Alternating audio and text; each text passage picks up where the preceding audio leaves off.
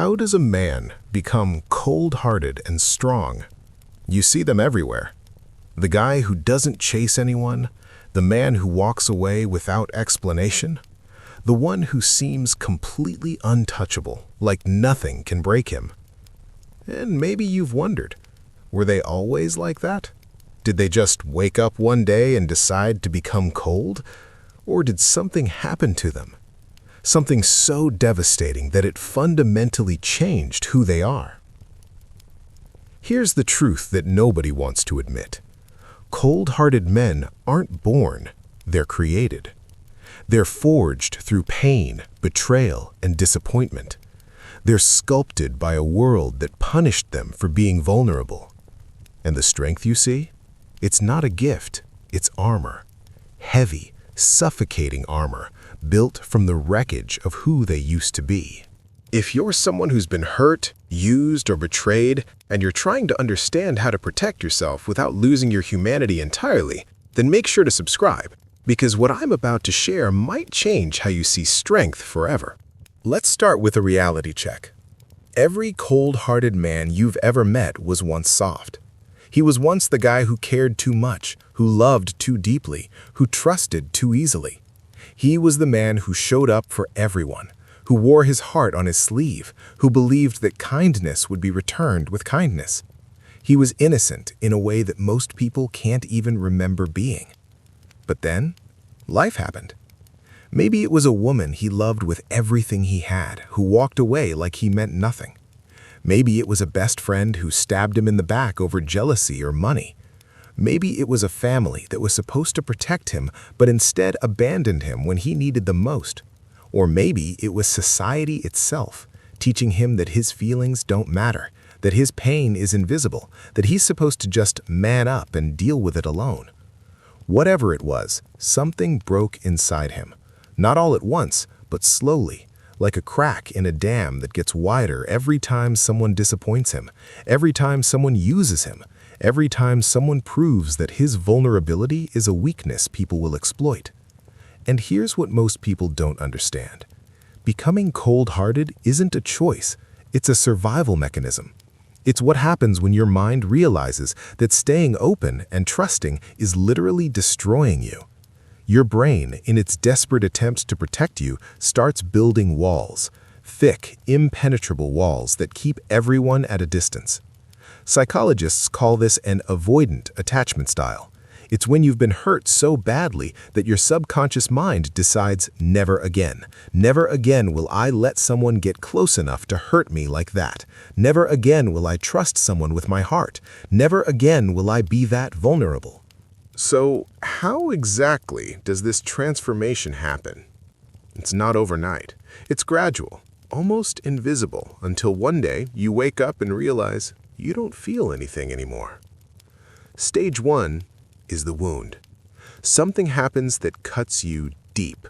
A betrayal, a loss, a moment where you realize that the person you trusted most was playing you the entire time. In that moment, you feel everything. The rage, the sadness, the disbelief. You feel it so intensely that it physically hurts. Your chest tightens. You can't sleep. You can't eat. Every thought circles back to what happened. Stage 2 is the decision. Somewhere in the aftermath, you make a promise to yourself. You tell yourself, I will never let anyone make me feel like this again. It sounds empowering in the moment, like you're taking control, but what you don't realize is that you're also closing a door to connection, to intimacy, to love. Stage 3 is the numbing. You start pulling away from people. You stop sharing your thoughts and feelings. You become more selective about who you let into your life. You smile less. You care less. Not because you want to, but because caring hurts too much. So you train yourself not to feel. You practice indifference like it's a skill, and slowly it works. The pain fades, but so does everything else. Stage 4 is the coldness. This is when people start noticing the change. You're not the same person anymore. You don't check in on people like you used to. You don't go out of your way to help. You don't get excited about things. You've become unpredictable, distant, detached. People say you've changed, and they're right.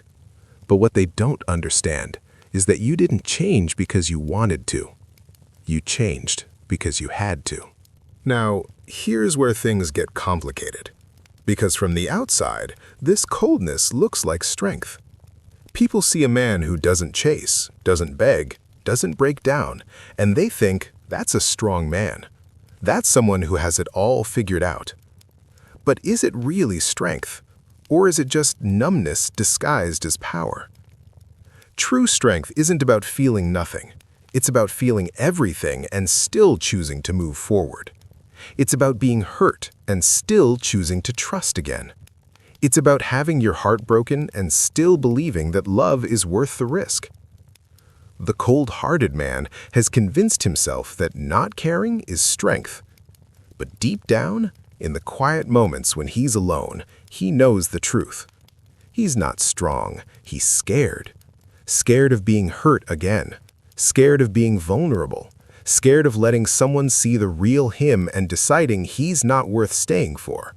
If you're following along and recognizing yourself in this story, if you're realizing that maybe your coldness isn't the superpower you thought it was, then hit that subscribe button, because we're about to talk about how to actually become both strong and whole at the same time. And you don't want to miss this. So if being cold-hearted isn't real strength, what is? How does a man actually become strong without losing his humanity in the process? Here's the answer that changed everything for me. Real strength is integration, not amputation. Let me explain.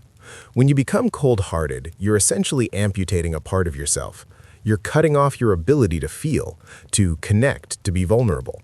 And yes, this protects you from pain, but it also disconnects you from joy, from love, from meaningful relationships. You're not stronger, you're just less alive. Integration is different. Integration means acknowledging that you've been hurt, that you have every reason to be guarded, but choosing not to let that pain define you. It means keeping the lessons without keeping the walls. It means being selective about who you trust while still remaining open to connection. Think of it like this. A cold-hearted man is like a fortress. No one gets in. He's safe, but he's also alone. A truly strong man is like a house with a locked door. He's selective about who he lets in, but when the right people earn his trust, they're welcomed. He's not closed off to the world.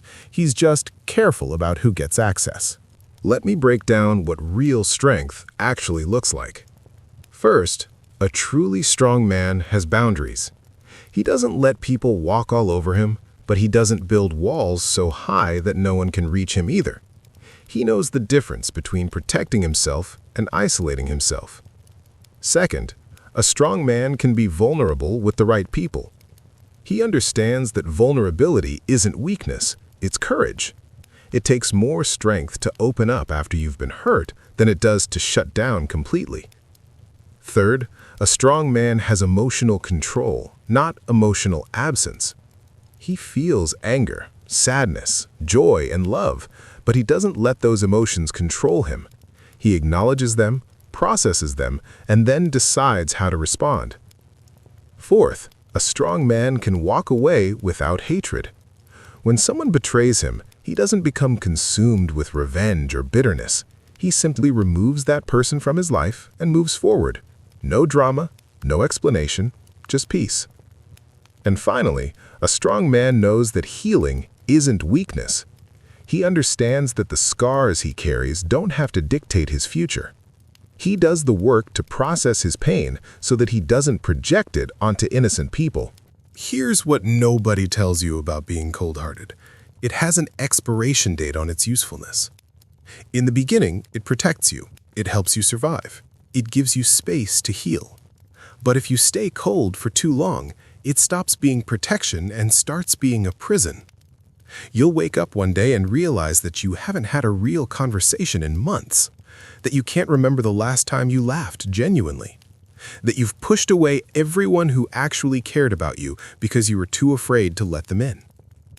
You'll meet someone incredible, someone who could actually be good for you, and you won't be able to let them close. Not because they don't deserve it, but because you've forgotten how to be open. And here's the cruelest part. You'll be surrounded by people, but feel completely alone. Because surface-level connections don't fill the void. Only real intimacy does. And you've locked yourself out of that possibility. So here's what it comes down to. You have a choice. You can stay cold. You can keep your walls up, keep people at a distance, and convince yourself that you're better off alone. And maybe you'll be safe, but you'll also be empty. Or you can do the harder thing. You can acknowledge that you've been hurt, honor that pain, and then slowly, carefully, start letting people in again. Not everyone, not quickly, but intentionally. You can choose to be strong without being stone. Because the truth is, the coldest man in the room isn't the strongest. The strongest man in the room is the one who's been broken, who's rebuilt himself, and who still has the courage to believe that connection is worth the risk. That's real strength. Not in closing your heart, but in protecting it wisely. Not in feeling nothing, but in feeling everything and still choosing hope. Look, I get it. If you've been hurt badly enough, the idea of opening up again feels impossible. It feels stupid. It feels like setting yourself up for more pain. But here's what I've learned. If you never heal from what hurts you, you'll bleed on people who didn't cut you. You'll push away the good ones because you're still defending yourself against the bad ones. And that's not strength. That's just unresolved pain controlling your life. So take the lessons. Build the boundaries, become selective, but don't become cold. Because the world needs strong men, not frozen ones. Thanks for watching. If you haven't subscribed yet, now's the perfect time to do it. Hit that subscribe button and leave a like if this resonated with you. And check out the next video on screen where we dive even deeper into building unshakable mental strength and becoming the man you're meant to be. I'll see you there.